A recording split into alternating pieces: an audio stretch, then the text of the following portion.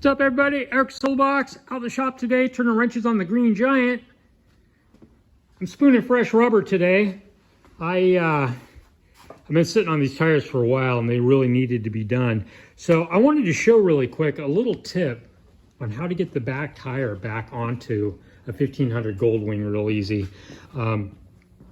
What I do is before I get it up on the splines, I put a piece of plywood underneath of it, and then you can see I've got a little wrench under there for acting as a wedge, which helps to get the tire to just the right height so I can get it onto the splines. And then once it's on the splines, the hard part of doing this is the tire it doesn't want to orient quite right.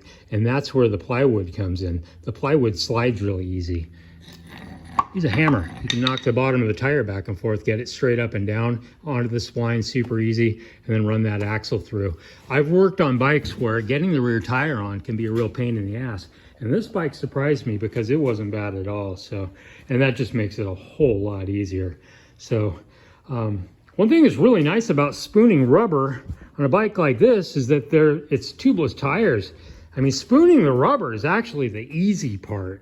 Like, I just put tires on this last week. It's got tubes, makes it a lot harder because you can pinch the tube, you go to air it up, and it won't hold air. Spooning these is really easy. The hard part of doing these usually is breaking the bead.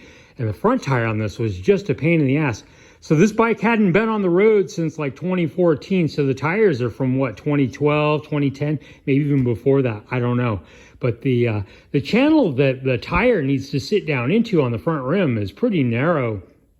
And this tire had been on there so long, it just didn't really want to sit down into the channel. So it was kind of a pain in the ass.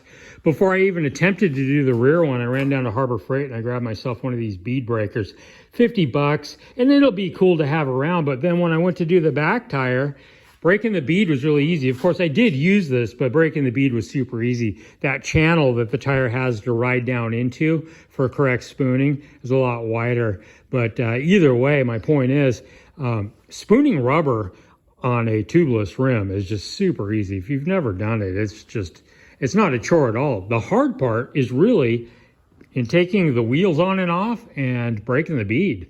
You know, if I had sent this down to my local shop, first of all, they wouldn't want to take this bike and then pull the rims off. They would want me to bring the rims and the tires in and then have them mount and balance everything.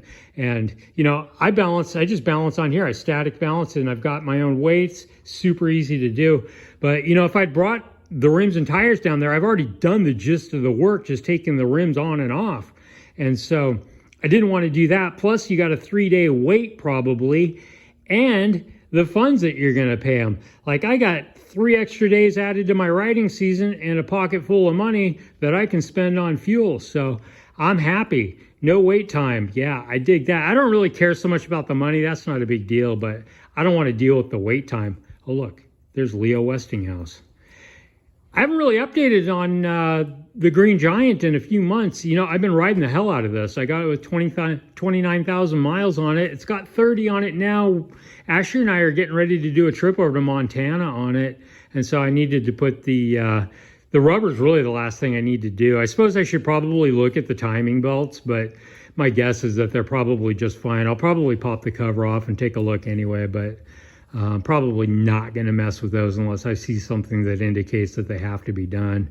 Apart from that, like, this bike's had all fresh fluids throughout. It's got tires. It still needs brakes front and rear, but there's still some pad left. I probably won't do the pads until next time on the tires. What else? Really nothing, just basic general maintenance. It runs like a champ, you know, probably the best $800 I've ever spent on a motorcycle. So anyway, I'm going to get back to work, finish putting this back together and go for a test ride. Ride safe, everybody. Talk to you later.